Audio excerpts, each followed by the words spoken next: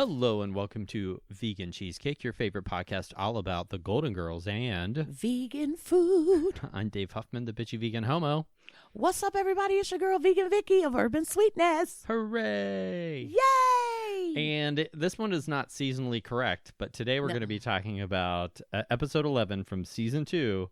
Twas the Nightmare. Yes. Twas the Nightmare Before Christmas. Yeah. So years before Tim Burton gave us The Nightmare Before Christmas. Yes. Golden Girls did theirs. They did. Mm-hmm. I think this one's actually a pretty lame episode. It is. It's one of my least favorite episodes, honestly. I'm building up to 2 more episodes. Oh, with your favorite. Yes. Yeah. But I know we have to go, we have to go in order. But this is. Yeah. I was like, okay. Well, to me, just structurally, this one doesn't work because it doesn't. There's it doesn't have. I mean, the plot is basically the main plot is they're trying to get home for Christmas, and by home they mean their respective places. Rose is going to be going back to St. Olaf, and they're Dorothy going to New York, and then she's going down south. Yeah, it's just so it's to be with their family. Yeah, but. And then, just but guess what? leading up to that. Spoiler alert, they learn that they are with family. Right. Today on a very special episode. Yeah. Mm-hmm. So it's just, Yeah. I like that the two of us both don't like this very much. You can tell we don't even want to talk about it. I know, we're like, do. So. Well, but no, let's talk about the things that are really good in this. I do love that we discover that Blanche has a sexual fetish for guys in Santa suits. Listen, and does she ever? She said it's just something about that real. I said, and those boots. Right. Yeah. Mm-hmm. Then Rose thinks that when you're in that Santa suit, you do not stray. You are Santa. There you go. Yeah. You don't stray. You don't stray. What would Mrs. Claus think? Right. I don't know if you want to call it. This one doesn't really have so much a subplot, but sort of at the beginning when they're all talking about the kind of commercialization of Christmas, and they decide they're all going to make each other their Christmas gifts. Yeah, except for Sophia. No. When she steals a credit card. Well, first of all, I need to know. Well, I mean, of course, the 80s. Mm-hmm. You got a VCR. Yeah, and a VCR back then, that VCR would have been at least $400. $400 or $500, right. Probably. At least. Maybe even more. Right. It's ridiculous when you think back to how much anytime there's new technology comes out. Oh my God. Think about how much when flat screen TVs came out, oh my God, they were $1,500, $1,600. No. They were thousands of dollars. They were $10,000. Well, that was the cheapest one. Well, I remember when they first came out. I was in New York City with my friend Kevin, who is one of those guys who likes to always have the new thing. Stuff. Okay. And we went into a store and we're looking at them, and it was still whenever there was, I don't think you can even get a plasma TV, but plasmas were the thing. And the TV he was thinking about getting was $7,000 or $8,000. That's crazy. And I'm like, no. Yeah. That's and then talk. VCRs, they had Beta, Betamax. Betamax. My dad had a Betamax. Did he? The little smaller tapes. Yeah. Nice. And then so the VCRs were they were $1,000 when they first came out. And, yeah, ridiculous. And so where did she? Because she said $89 on her credit card. And I'm like, she got a VCR, then a cashmere sweater. Mm-hmm. Yeah. And I was like, wait a minute. So poor Dorothy, she's running because she stole Dorothy's credit card. Yeah. She's running Dorothy into debt. What do you do? And nobody needs to leave Sophia by herself. No. First of all, she's going to wander somewhere. Like the last episode, she got on the wrong bus. Oh, yeah. She's complaining about, that they changed the bus number. The bus number. That's right. I forgot about that. But she got on the wrong bus. No, so now it's like, Sophia, come on, honey. You got to get it together. Oh, no, but I do like whenever Blanche says something about, there's just something about a man in a Santa suit that that sets her body aflame with unbridled desire. Unbridled desire. Unbridled. She uses that quite a bit. Unbridled desire. Listen, you better get them, honey. Mm-hmm. She love her some Santas. And then later, whenever she runs into another Santa, she said, oh, hello. Oh, hello. And we'll have to look to see if in future episodes, I can't remember I'm sure there's other Christmas episodes in future seasons where if they keep that thread or if they just forget about that fetish. I can't remember. Yeah, I don't remember either. I don't remember them bringing it up again, but I gotta They do that all the time, though. Yeah. But I do like when we talk about the handmade presents that Rose supposedly whittled Dorothy a maple spigot. And Dorothy said it's going to come in useful when she's stuck in the forest with a stack of pancakes, which is so true because pancakes, you can always have pancakes. I will always have pancakes. Thank you. Yes. So, but let's talk about Blanche's gift. Oh, the men of Blanche's boudoir. Yeah. And she said, "Oh, you looked at September." And then Dorothy or Sophie has the great line. She said, "I can't believe you were able to walk in October." Mm-hmm. Oh, hey. Oh, hello. Hey, now, first, let's talk about the fact that you have these. Yeah. I've seen pictures of these men. Right. And what is Blanche doing? I think Blanche is secretly blackmailing. Oh. Taking pictures just in case something jumps off and she needs to use it. Well, there is, remember in the episode with Frida Claxton where they talk about, Frida Claxton. Shut up, Ed. Yeah, she's having pictures of them. So, yeah, yes, I think blackmail for Blanche has been. Absolutely. I think people have used her for that. Yes, definitely. And, here's a little behind the scenes trivia about that. Okay. Men of Blanche's boudoir. Yes. Because apparently the guys on the crew decided to play a little joke on the women. Oh my gosh. They actually made a calendar didn't. with them in it, posed in their underwear. Seriously? And in like silly poses. Like one guy was like, had the saddle on him and another guy like on his back and all this stuff. Like, yeah. And they did it in like rehearsal. So like they were like when they went through their minute, they were just and all the women just oh lost my it. gosh, that's hilarious. Yeah. Now there would be a prize collectible. Yes. To have to have that calendar. Mm-hmm. Yeah. It's that's kind of like so awesome. like a full Monty kind of calendar girls sort of thing. That is so funny. Mm-hmm. That would be hilarious when you open it and you look and you're like, wait a minute. But I do love that that's what Blanche thought the women would like. Absolutely. Because she said, I want to give you something that shows you the men who gave me much pleasure. Mm-hmm. Yes. And do you remember Rose talking about when they decide they're all going to stay around and look at the tree because they're having such a nice night, and everyone's having a nice evening until Rose decides to start. She starts to tell a story about the time that they were going to try to have a Christmas Carol with an all-chicken cast. Yes. That cleared the room. Pretty much all Rose's stories. But I want to hear that story. Right. I need to know what happened. I can't endorse the exploitation of the chickens to be in a little theater show. I but definitely I want need to hear to that know story. What happened because I don't know if it went over well. No. I don't know. Well, in a few, I think we're going to get to an episode in a few more weeks where, isn't it the one that has the piano playing chicken? Yes. Yeah, so that's coming up. So there is coming, chicken theater, I guess, if you want to call it that. Yes. Mm-hmm. Hilarious.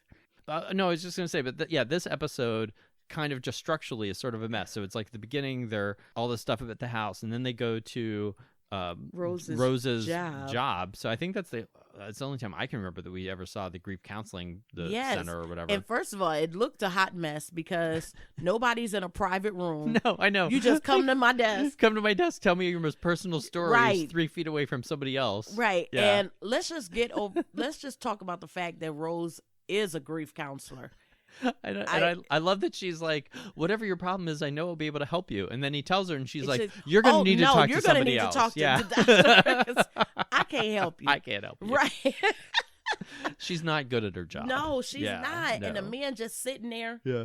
The guy who's the pathological liar, the guy that plays with matches, and he said, I lost my wife, my girlfriend. Yeah, all his money, his money, his house, his car. Yeah. And then the next guy that she talks to, he's in financial distress because he was a principal backer for Howard the Duck. Which it's a legendary flop. I mean, people listening to this now might not be familiar with Howard the Duck. Howard the Duck was like a quintessential bomb of the 80s. Yes, and it was set in Cleveland. Yeah. Was it set in Cleveland? Yeah, Howard, he crashes in Cleveland. Yeah. That's a Cleveland-based film. It wasn't really shot here. I think there might have been some. But just a little. Yeah, but it's actually set in Cleveland because Cleveland has to be a punchline. Man. Howard the Duck. God bless it. You gotta look at stuff like that and be like, "Well, this is my thing." What's your thing? Maybe you can tell me. Okay, we're about to listen. This is quarantine talk. Quarantine. All right. Vegan cheesecake. So anything can come up, people. So I need to know. I don't know how that differs from pre-quarantine. I don't either. Cheesecake. But I'm just using that as as an excuse. All right. So, Marvel. It was a Marvel production. Yeah, it was based on a comic, and Howard the Duck has a cameo in Guardians of the Galaxy. Like the character Howard the Duck is in Guardians of the Galaxy. Okay. Yeah. So, what makes if like just say they have a couple movies, but like the first one did not do well. How do they make a sequel? I mean, I don't understand that. You spent money on that. You could have given me like maybe $100,000. I don't even need much. But you spent millions on a second movie when the first one was not good. Well, it doesn't. It's not about being good or not. It's about if it made money. That's the only thing that matters.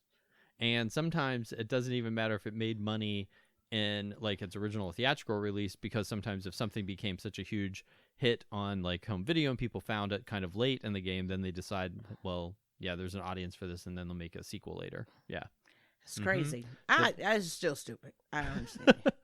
So it says the budget was $36 million, which at the time was a lot of money. Yeah. And they only made $38 million. So really, they only made $2 million. They didn't make any because half of that goes back to the theaters, basically. Right. So yeah, no, that was a big bomb. Yeah. It was. Yeah. Yeah, and just critically, it's like it's not a good movie. Yeah. Now I want to see it again. I remember seeing, but I don't remember what it was. I think I've seen it twice. I've got to see it. I watched it back then, and that's what you all should do. What? Play bad movies. Like have a day where you just like stuff that's bombed at the box office. I did do that. I had I do an all night horror movie marathon here in Cleveland at one of our theaters, and then I did a where was I? I didn't know you then. I did 12 Hours of Terror. That's an annual thing that we do, and then I decided for a couple years, or I was going to do 12 Hours of Terrible, where I showed all like fun bad movies, and it did not go over well. Oh really? Yeah. Oh, my bad. No, that's all right. It's hard to program something like that because people like different types of bad movies. You know what I mean? That's true. You can have a lot of fun watching bad movies, but then it depends on your what kind of bad movies you like. You know what I mean? Yeah. So it's a harder thing to get people to go see. But I'm all for watching fun, cheesy, bad movies. Yes, I like stuff like that. And I'm like, oh my gosh, you can see like the boom mic. Yeah. You can see the strings hanging the people. You know. That's what you like. Yeah, because it's just horrible, and you're just like, all right, who did this? You really thought that was going to go over. Speaking of, yes, ma'am, getting over, the guy that lied to Blanche and she gave him money. Oh yeah, the guy who's the pathological liar. Yes, but has a successful shoe store. Yeah, what is that about? Well. Have you ever I never give people money like that. Like anyone, when you see the people out there panhandling and stuff, because it usually is, that they're probably supporting a drug problem, or I also like the people that totally put on there's a woman who panhandles in the neighborhood now. She used to be a panhandler over in a neighborhood on the other side of town, in the Waterloo neighborhood. And friends of mine lived right across the street from the Beachland Ballroom that she would be out in front of a lot. And they would watch her from their window completely change her act when no one was around. And that's then, hilarious. like, whenever no one would be around, like, all the dollars she got, she'd just, like, be, like, normal. And then she'd, like, take off her shoe and put all of her money in her shoe. And then as soon as people come around, she acts all infirmed. And she's like, wow. It's 100% a scam. Wow. And, yeah. Now, there is, and people go, but I always, like, get feelings about people. So, like, my spirit of discernment. Goes into play. But there was this one guy that I would give money to. I just felt like he was, and like I would see him and he would go get food. He would like really, now whether it was my money or somebody else's, I don't know. But there's another, it's actually a couple but I've taken them to, like, I've seen them at like Burger King or something, and I'll buy them food. Like certain people, like I used to, like when I worked downtown, if I saw people and I'd be like, and they ask for money, I'll be like, well, are you hungry? And they'll go, yeah. And I'd be like, okay, let's go get something to eat. Yeah, right. And I would take them, get something to eat, and I'd be like, get whatever you want. Mm-hmm. Whatever you want, I'll pay for it. Yeah. You know, so I'll do things like that. But sometimes I will give people money. Yeah. Not everybody, you know. I've done the thing where I've given people food. Yeah. And the only time I've ever given people money, Mm-hmm. the last time I gave people money, or a person money, is they're not really panhandling. They're more like street buskers, you know, like they're performing. You know? Oh, well, yeah. But the one, they weren't like street buskers. Mm-hmm. This guy, there was a family. It was a guy playing an accordion. Oh. In the parking lot over at like a Giant Eagle Target kind of like Yeah. place. And it was like, he was there playing the accordion, and he was actually playing covers of pop songs. I think he was doing like an Ariana Grande song or something on his accordion. And he was like this young kind of cute guy, and his wife and their little kid were like, they were like by the car, and he was like playing. And I gave him like $10 because I'm like, clearly they were trying to like earn enough money to like get someplace. And when he thanked me, he had like a very thick accent. Again, could have been a scam. Right. But you know what I mean? Like he, I felt like, here's someone who's like legitimately trying to earn some money to help his family. Yeah. And, you know, yes, I contribute to that. But first of all. But if you're just out there with a sign, I probably think you're, you know, probably doing something. Yeah, doing something that that's what you're trying to fund. Let's get back to the fact that he was playing Ariana Grande on an accordion. I'm gonna give you money just for that because that is just. I immediately called people and I said, "Hey, there's a guy in the parking lot over here playing like because they're covers right there. of songs." I'm like, can y'all see this? Yeah, this is amazing. Mm-hmm. Yeah, that's what I'm going for. Yeah, like I was whoa, impressed. dude, mm-hmm. That's what's up. So basically, if you wanted me to give you money. That's you got to do something. Yeah. You better dance. You're always going to have a better chance of getting money out of me if you have an accordion.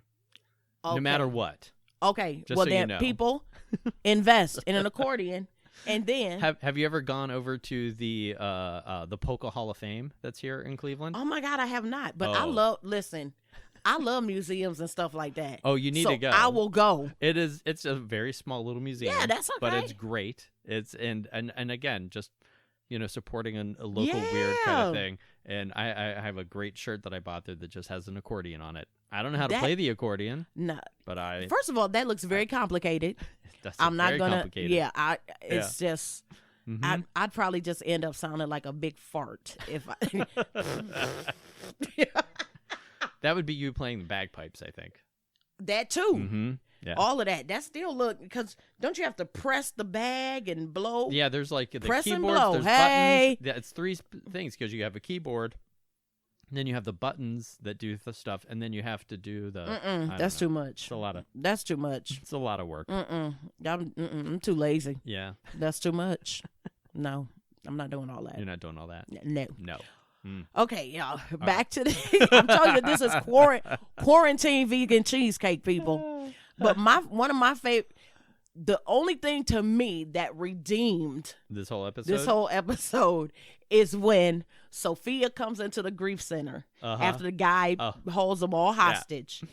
And she's like, and Dorothy's like, Ma, he's got a gun. And she snatches the gun.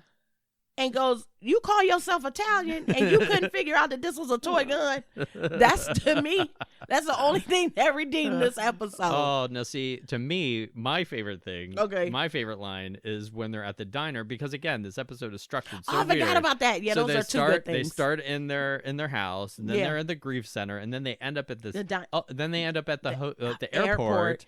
Everything gets canceled. Right. So this one they spent a lot of money on because they had to keep building sets. They did. And then they end up at the at this diner. Right. Which the guy just randomly lets four strangers run his business. Right. No. And no one would hate to bring the race card in this. I don't know, no black person's gonna let somebody, 4 white women, run their diner. That's all I'm saying. I'm gonna say it, people. I just don't know. Mm-hmm. Anybody, any black person is gonna let. Well, I'd let you run my diner. Well, but you know me, right? But 4 strange white women to come into your place, yeah, and start. But when Sophia says, He said, "Can you cook? Are you black?" That was great. That was a great moment. Yes, it was. So those two things. He gives them complimentary cheesecake, right? Not even knowing their Not cheesecake even addiction, right? And then, but no, then Blanche starts telling the story about when she met George, and well, she's telling them an exciting story about Christmas Eve or something, and it's just this long story. And Dorothy finally interrupts her, and she says, "I could get herpes listening to this story." Yeah. Like that is such a great line. Right. Like, but you know what? It's so funny to me. Like Blanche has so many stories that are totally different of how she met George or something with George. So I'm like, well, that story wasn't even about how she met George. She's like, oh, that was a boring story. I told you I'd give you an exciting story. Right. Yeah. Oh. So, but yeah, those two parts definitely redeemed the episode. Yeah. I do love the end where the guy, they're like, oh, I mean, if you don't mind, it's his diner first. Right. Off. You know what I mean? It's called George's Diner or whatever it's called. Right. And he's George. He could close up. How about that? It's Christmas Eve. You're the boss. Right. If you don't want to be there, you didn't even have to open. No. But I think, especially if your only customers that night are 4 white women, 4 old white women that you're giving free cheesecake to, you're not making any money. You have made $0. All they've ordered is coffee. Right. And a cup of coffee back in like 1987 or whatever was probably like 30 cents. Right. I was about to say about 40 cents. Right. Do you remember for years? I felt like coffee was always like 35 cents for like decades. And then all of a sudden coffee was like $3. Right. But see, I was never a coffee drinker. I wasn't either, but I just remember coffee was always the cheapest thing. I think it was like 65 cents or something like that. And then all of a sudden coffee was like Starbucks came along and now it's like, it's hilarious. Mm-hmm. But do you think, okay, speaking of that. By the way, I've never sounded older in my life. Right. I remember. I'm like, I don't remember that. No, I don't remember that. No, you're too young for that. Exactly. Mm-hmm. Like coffee has always been $3. Yeah. But. And now I don't even know how much coffee is because I don't drink coffee. I don't drink it. Yeah. But, I mean, you got to know Starbucks is making a killing. Oh, yeah. But do you ever... Are the beans really that different? Well, some people act like they are. Like to me, coffee always tastes. I don't have enough. It's too bitter for me. And if I do drink coffee, I have to put so much non-dairy creamer and sugar in it that it doesn't really taste like coffee. First of all, my coffee is going to end up being hot chocolate because by the time I finish doctoring it up, it's going to be so sweet and full of... You like a mocha latte. Right. Like. And full of some type of flavored non-dairy creamer that it's not even... I can just cut out the coffee part and just... Well, my dad is, he's a huge coffee drinker, but he also, when they started mass producing those like flavored creamer kind of things... That's all he wanted to do. That's his crack. Yeah. Like, he gets like the almondy ones and stuff. Yeah. And then it's like half a cup of that and then coffee it's like I'm like, and there's so much sugar in those things. Yeah. And I'm not judging people for eating sugar, as we all know. I am a certified sugar whore. Hey, so, there you go. Yeah. But it's just so. Oh, I didn't know. Oh, it's a little. Okay, I'm sorry. I just got see how easily I get distracted. The monitor just went into a screensaver, and it's like fireworks, and it starts off like this little dot, and then it just explodes into this color, and it's like I felt like a little kid, like little kindergartner. I was like, did you ever see? I can't remember which of the George Romero Dead movies, Land of the Dead, maybe, where they're it's one of the later ones where they use fireworks to distract the zombies. No, that's exactly what you did. So like when they're trying to escape, like they use fireworks because zombies, they do things that they're still remote from their they have memories of. Right. And so they just get hypnotized by fireworks. Yes. So that's you. That was amazing. I was like, oh. I've never seen somebody so dazzled by a very generic I was like, screensaver. oh wow. I was like, ooh, So, this one, again, not a whole lot of food except for at the end. Cheesecake. The cheesecake. I am planning on making more practice cheesecakes because I feel like my pumpkin cheesecake that I made is really good, but I need to just have a good base cheesecake. A base cheesecake, and I haven't done that, so I need to do that. But it's very much a problem for me right now when I'm basically in lockdown and no one's coming over to my house. I'm used to having people over here like 5-6 days a week, right, and feeding everybody all the time. Yeah. Right now, if I make something, it's just sitting here. I know. And I'm not going to eat that whole cheesecake. Yeah. And I that's the biggest thing. Like, right now, you could, you could do another, what is it? Mukbang? Mukbang video. Yeah. Like when I ate that. That is finally up on my YouTube channel too, by the way. You can watch me eat an entire cake or attempt to eat an entire cake on my YouTube channel. We should do a mukbang. All right. Just make a ton load of food. All right. And just 100%. I'll do it. Me too. You bring over like 3 things, and I'll make 3 things, and we'll see how much we can. It. All right. I'm so excited. It could be a vegan cheesecake edition. Vegan cheesecake mukbang. Ugh. It's awesome. So gross. I know. We're gonna eat until we're sick. Yes. All right. I look forward to see what you make. Are you gonna make the savory stuff and I make the sweet stuff? Okay. All right. We'll do that. All right. Okay. Even though everybody just thinks that's all I make. Which is because it's what so I untrue. Sell. It's what I sell. That's why. Right. Yeah. And see, and I make sweet stuff. Mm-hmm. But I don't. You made that sell yummy it. cupcake. I had that yummy cupcake. Yeah, and the thing is, and I don't sell it. That's hilarious. Well, what are you gonna do? I sell and my you make your peach cobblers. Yes. Mm-hmm. Yeah. Oh, I gotta make you my apple pie. Yeah, I'll take one of your apple pies. It's so good. I love apple pie. I do too. I have some blackberries that I have to make something out of. Ooh. And I think I'm going to make just a little blackberry galette. Oh, but you know what I was thinking? What if you just put some liquor in them and froze them? You can eat them. Sorry, people. That was the lush coming out. I know. I found myself drinking more. Yeah. During quarantine, but not. I mean, not. Don't get me wrong. Well, the fact that you want booze infused blackberries might say something. Yeah. Because you know what I was thinking when you said blackberries, I thought about grapes, and then that that led me to think really the frozen grapes. Frozen grapes are a really good snack. And snack. then I was like, oh, I wonder if you could do that with blackberries, and it just came out. Yeah. My mind, it just came out. Yeah. Yeah. So. Well, I'm sure you can. I had made these blackberry white chocolate scones, and I sold those at my last thing that I did over at Birch Cafe, my last pop-up. Nice. They are so good. They sound good. And I was going to make some of those. That's why I had these blackberries. But then again, I remembered, well, what am I going to do? Right. Eat like a dozen scones? Right. Yeah. Yes, I would. But come on. Yeah. Tell the world. I will totally. Let them know. I will do it. Yes. And yeah. I think you should. No, I shouldn't. I made a test batch of the best damn brownies with a peanut butter swirl. I saw that. The swirl was beautiful. Thank you. Yeah, they're really good. So that's going to be coming. People are going to have access to those soon. People are asking me, "Are you going to be selling them?" Yes.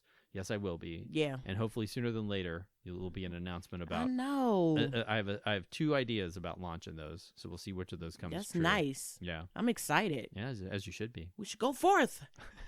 Go forth. So, do you have anything coming up that you'd like to talk about? Absolutely nothing. Yeah, someday we'll have something to talk about. We will. Again. Let's give them something to talk about. No, I have nothing. So, well, if I do, it's on the website, www.urbansweetness.com, or Instagram, Facebook, Twitter, urban_sweetness. Mm-hmm. And you can find me at bitchyveganhomo.com or on Instagram, Pinterest, YouTube, and Twitter at bitchyveganhomo, and on Facebook at BVH Show. Then the podcast. Oh, and by the way, if you've been enjoying this podcast, please take a moment to write a little review of us.